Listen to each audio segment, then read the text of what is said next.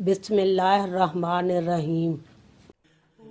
مشکات شریف کے مطابق حدیث نمبر 237، عمرو بن شعیب اپنے والد سے ہیں اور وہ اپنے دادا سے روایت کرتے ہیں۔ انہوں نے کہا، نبی صلی اللہ علیہ وسلم نے کچھ لوگوں کو قرآن کے بارے میں جھگڑا کرتے ہوئے پایا تو فرمایا، تم سے پہلے لوگ بھی اسی وجہ سے ہلاک ہوئے۔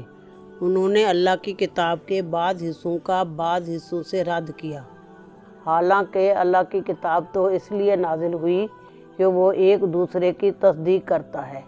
پس تم قرآن کے بعض حصے سے بعض کی تکذیب نہ کرو، اس سے جو تم جان لو تو اسے بیان کرو، اور جس کا تمہیں پتہ نہ چلے اسے اس کے جاننے والے کے سپرد کر دو۔ اسناد ضعیف۔ روایہ احمد حدیث نمبر 185/2 و ابن ماجہ حدیث نمبر 85۔